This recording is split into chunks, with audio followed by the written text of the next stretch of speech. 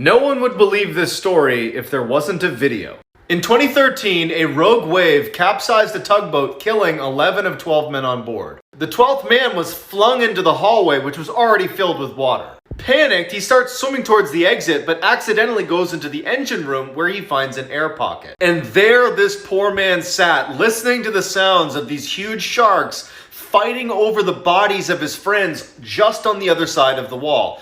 Total darkness, no food or water, 100 feet below the surface. 3 days later, one of the divers that was sent down there to retrieve their bodies sees a hand. Found one, yeah? He's alive, he's alive. Okay. All right. Harrison O'Keene survived the ordeal and plans on writing a book. No matter how brave you are, do not try this. In 2017, 3 boys decided it'd be a great idea to walk through an active train tunnel. Initially, they seem really confident, they're joking, and they're taking their time. But their chipper attitudes are quickly replaced with panic as the tunnel just gets longer and longer and they're not seeing any daylight. We're probably barely halfway. Then they hear a train coming. It's a train!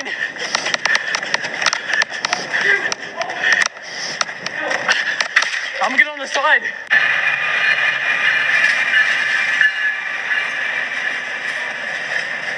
Everybody thinks this video is fake until they see what's in the vent. In 2018, a group of urban explorers decided to check out this abandoned factory. As soon as they go inside, they see this warning on the wall. They go upstairs anyways and immediately hear voices from the floor above them. Instead of running away like normal people, they go up to have a look. They trace the voices back to this vent, so they think, and they take their camera and they slide it in to have a look. When they review the footage, they can't believe what they found.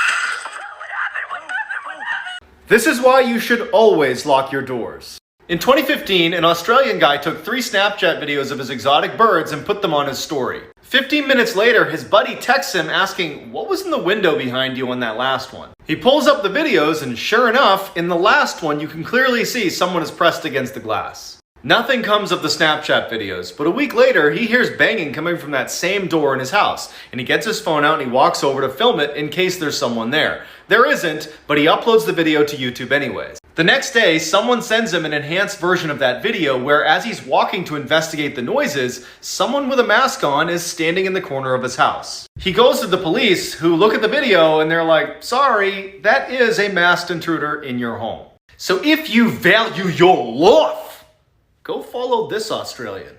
Be careful what you put in your body.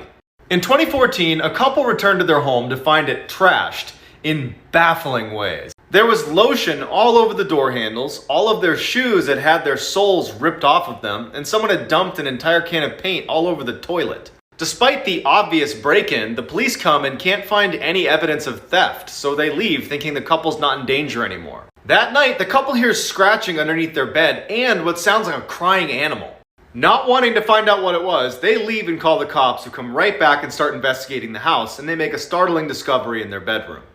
Wedged underneath the couple's bed was this 90-pound tiny little woman carrying a huge butcher's knife and a hypodermic needle. As they're taking this crazy lady away in handcuffs, one of the officers comes over to the couple and is like, "So she was high on meth, and for at least 2 hours, she had been burrowing a hole in the underside of your mattress with that knife to get to you."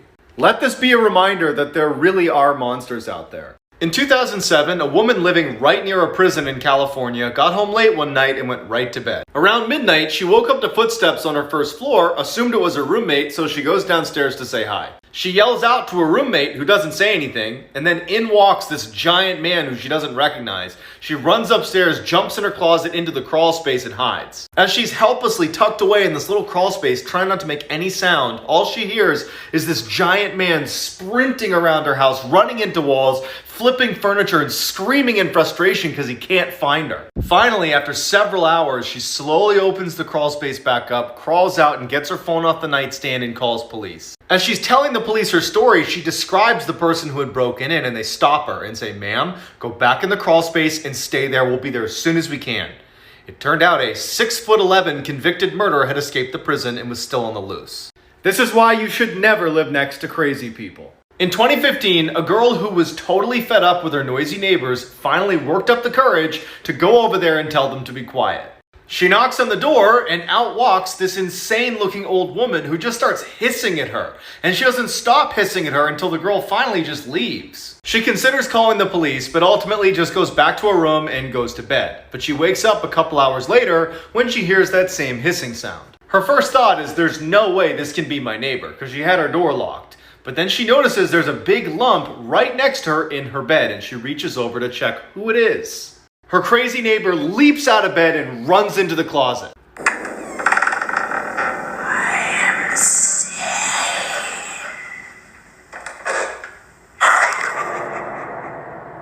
This is why you should never talk to strangers. In the early 2000s, a young girl was waiting outside her friend's house peeling the bark off of a tree when a strange man approaches her. As he got closer, she could see that he was grinning ear to ear and his face was white as a ghost. He walks right up to her and pinches her on the arm and says, "How would you like it if I peeled your skin off?" Just then, her friend's mom yells for her to come inside and the man walks away.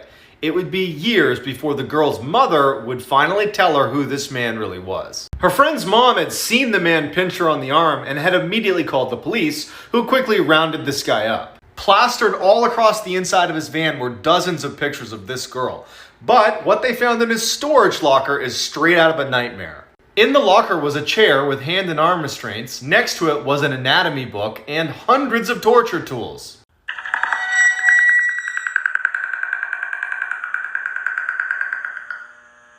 This is why you should always look under the toilet seat before you sit down. In 2003, over a 5-day period in London, 3 women showed up to hospitals with the same mysterious symptoms. They say they woke up with these horrible bite marks on the backs of their legs, and then while they're at the hospital, they become paralyzed and die. Despite their similar symptoms, the women had nothing in common except that they had recently been to the same pub. Authorities immediately shut it down and do a thorough search inside of the pub, but can't find anything deadly, until one of the detectives goes to use the pub's bathroom. As he's about to sit down, he thinks he sees something moving in the toilet, so he gives it a little kick. Hiding in the toilet was one of the world's largest and most poisonous spiders, the Brazilian wandering spider, and now they needed to catch it.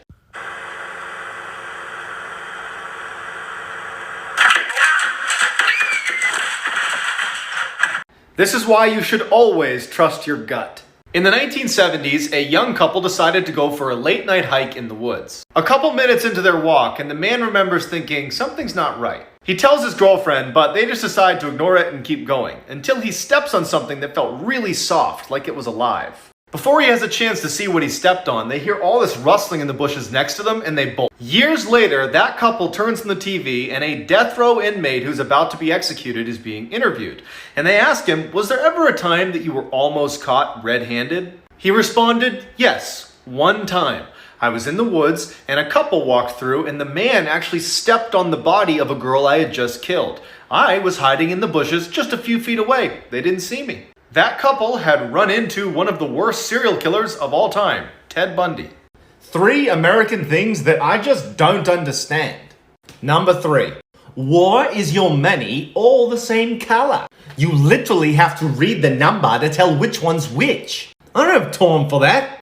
Our money in Australia is color coordinated, which makes it 1, a lot prettier, and 2, so much easier to find the amount that you need. Number 2.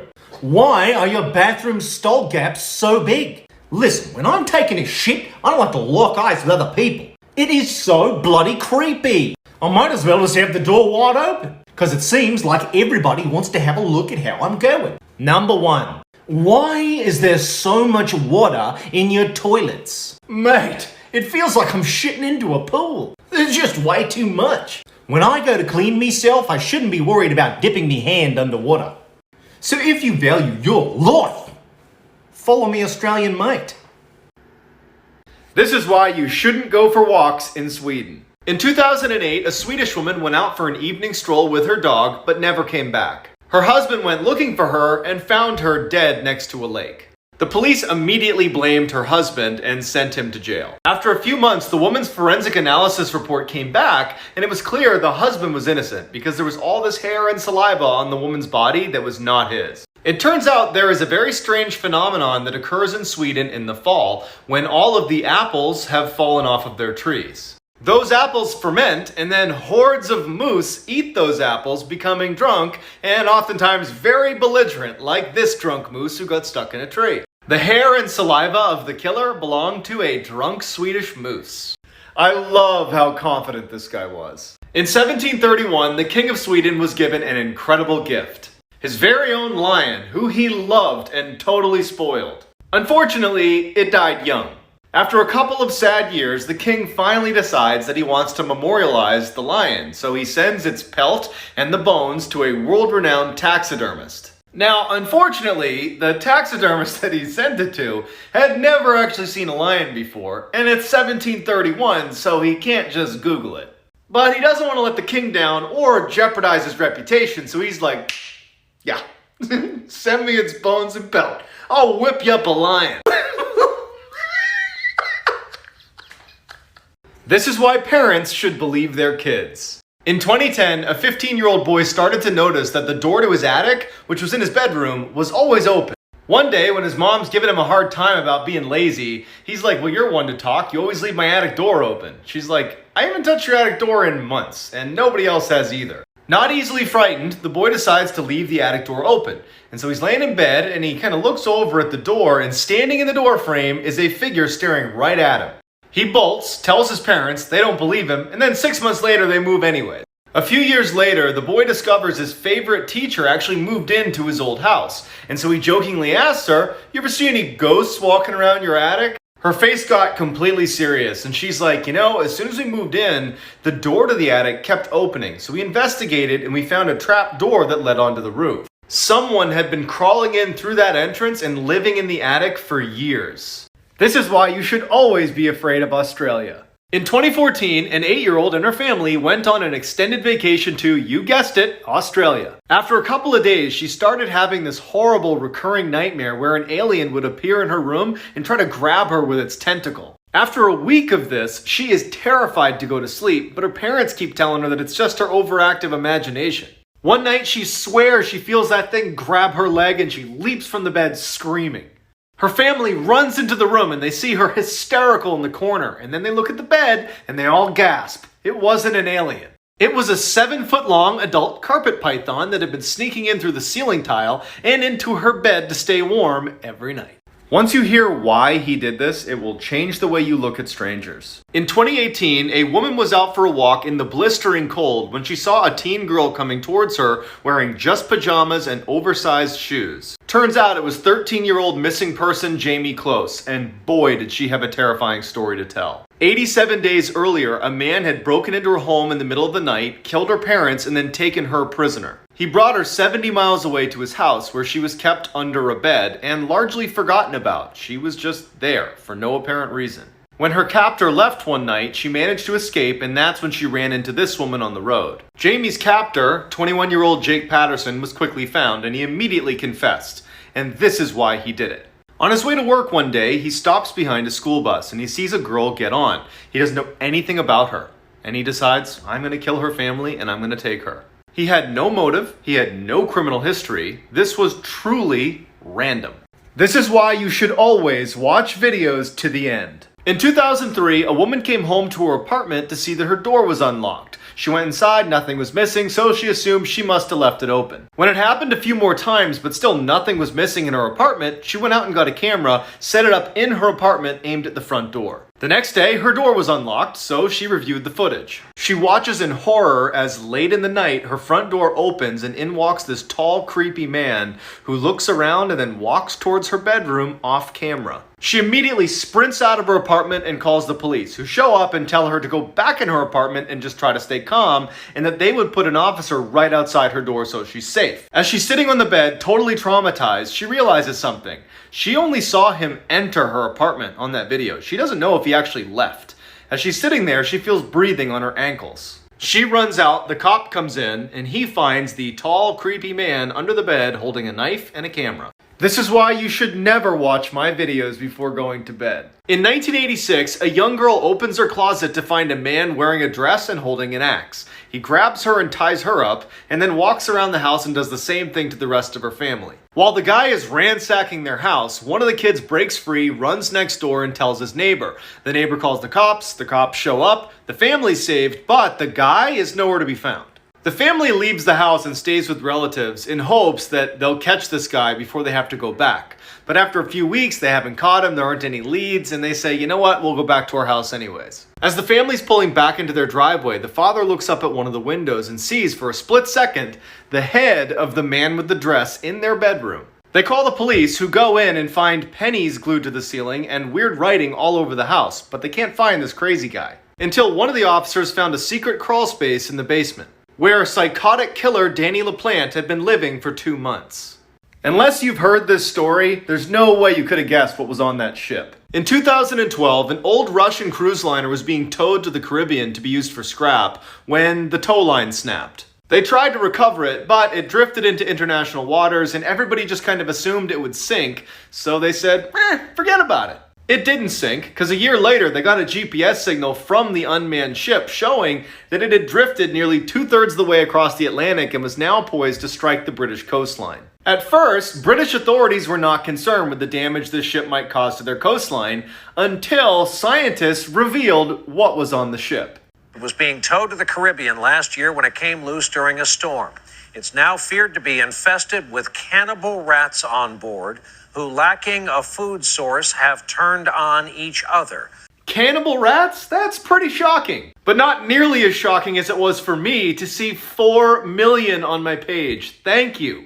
This is why I'm proud to be an American. In 2014, a team of Navy SEALs were ambushed in broad daylight in a bad town in Afghanistan. They managed to fight off the attack, but by the time the shooting stopped, they were low on supplies and needed to leave. As they coordinated their exit strategy, a drone overhead picked up a group of men hiding in a field near the city's exit. Fearing these might be enemy combatants preparing for another attack, a few of the SEALs stepped aside to go have a better look. As they crept down an alleyway, all hell broke loose when 2 enemy grenades came hurtling over the wall and detonated at their feet. 2 of the SEALs were immediately incapacitated, but luckily their teammates jumped into action, repeatedly exposing themselves to enemy fire in order to save their lives. Without their teammates' bravery that night, those 2 men could have died. And I know because I was one of those 2 men. So on this Memorial Day, I am forever grateful to my teammates who saved my life and to the Gold Star families who carry an unthinkable burden. Thank you. Yes, this really did happen. In 2015, a man woke up to a strange post-it note sitting on his desk. On it was a to-do list that he didn't recognize in handwriting that didn't look like his. Since he was up late the night before doing some work, he assumed he must have written out the list when he was half asleep and kind of forgot about it, so he just crumples it up and throws it away. 2 weeks later, he wakes up to dozens of these post-it notes all over his wall, and they're all blank except for one that, in the same weird handwriting, says, "Our landlord isn't letting me talk to you." Now feeling totally freaked out that some crazy person is crawling around his apartment at night, he starts looking for signs of a break-in, but there aren't any. Instead of calling the police, he shares his experience on Reddit asking for help, and one user's comment literally saves his life. Turns out the man was writing the notes to himself and then forgetting, because his brain was slowly dying due to a carbon monoxide leak that was only discovered because a user suggested he install a detector. This is why you should always trust your gut. In the early 1970s, a college student decided to hitchhike his way home after class. A car pulls up, a man offers him a ride, and he climbs in. As soon as the car started moving, the student felt totally uneasy, like something was wrong but he couldn't quite place it. Without saying anything, he waited till the next time they slowed down and he flung the door open and ran away. 2 years later, he's flicking through TV channels when he comes across this special interview with a death row inmate. And it's just the audio recording, so he hears the interviewer ask the inmate, "Why did you remove all the door handles inside of your car?" The man just goes, "Well, the first time I tried to kill someone, I picked up a college hitchhiker who got smart at some point and jumped out of my car. So, lesson learned, remove all the door handles." When they showed his picture, the student knew immediately that he was supposed to be the first victim of John Wayne Gacy, aka the Killer Clown, who had killed over 30 men and boys in his clown room and stuffed them into his basement. Yes, the picture at the end is real. In 1876, a woman from a very prominent family in Paris goes missing. After years go by and no one has a clue what happened to this woman, friends and family ultimately mourn her death and move on. 25 years later, and this anonymous letter shows up on the Attorney General's desk, claiming that the missing woman's family had a secret. Intrigued by the letter, the police go to the family's home, show it to them, and ask to search the property, to which they say, go for it. They search, they don't find anything, but on the way out, they notice something very peculiar. At the end of some stairs was a door that was padlocked shut. When the family refused to open it, the police break it down and make a horrifying discovery. Cowering on a rotten straw mattress in a pitch-black room was the missing woman, now 50 years old and extremely malnourished. Her mother had imprisoned her there after they had fought over her boyfriend, and she had not seen sunlight or another human being in 25 years. This is why you should always watch what you say in public. In the late 1970s, a man began breaking into homes in order to assault the families inside of them. After dozens of attacks and no suspects in custody, the citizens were totally on edge, so the police decide to host this town hall meeting so they can discuss the situation out in public. During the meeting, a local man stands up and says, "I would totally kick that guy's ass if he came anywhere near my wife." Then, in a crazy, ironic turn of events, that angry man and his wife become the next victims. Following their assault, the attacker completely changes his behavior. He goes from kind of petty home invader to full-blown serial killer, targeting only married men and their wives. When decades later, police finally identify Joseph D'Angelo as the killer, as they're going through old photos from the case, they make a startling discovery about his motives. D'Angelo had attended that town hall meeting. Sometimes reality is stranger than fiction. In 2010, a couple renting a cabin in the middle of the woods finds the guest logbook tucked underneath the bed in the bedroom. After reading through it, they decide to call the cops. The final 5 entries are all by the same man. The first 2 are just talking about how great it is to be on vacation with his girlfriend. Then it starts to get weird. In the 3rd entry, he describes a stranger lurking in the tree line that doesn't respond to his waves. In the 4th entry, he hears knocking on the windows in the middle of the night, but no one's there. In his 5th and final entry, his handwriting is barely legible, and it just says, "It's in the bathroom, we're going to die." The police show up and find the girlfriend's body in the basement. Next to her body was her purse, and in her purse was her phone. When they open it up, they see that she texted her mother one last time, and it just says, "Mike's starting to act crazy. I think he's off his meds again." This is why you should always be scared of clowns. In 2004, a babysitter had just sat down to watch TV before the parents got back when she noticed something. In the corner of the room was a large clown statue that, no matter how she positioned herself, seemed like it was staring right at her. As she's looking at it, the father calls to check in on the kids. She tells him everything is fine, and right before they're about to hang up, she says, "Why do you have a huge clown statue in your TV room?" There was silence on the phone, and then the father just says, "We don't own a clown statue." She immediately drops the phone, runs upstairs, gets the kids, runs outside, calls the cops. Cops go in and come out with this guy. As the police are taking the clown away, one of the officers comes over to the girl and with a very grim look on his face just says, "We found him underneath one of the kids' beds. He was holding a sharpened screwdriver."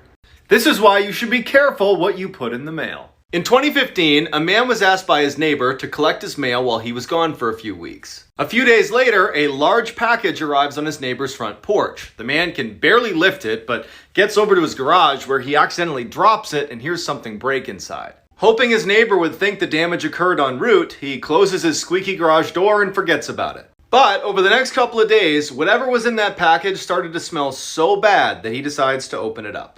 Inside were 2 very important finds: his neighbor, who was dead, and a camera that was still recording. The police bring the man in for questioning and show him what was on the camera inside the box. It starts with his neighbor talking to the camera about how excited he is to mail himself home for his YouTube channel. Then, police fast forward to the very end where they see that the neighbor is now sleeping in the box, and then suddenly gets dropped and you hear a crack, and that's his neck breaking. And then you hear a squeaky garage door close.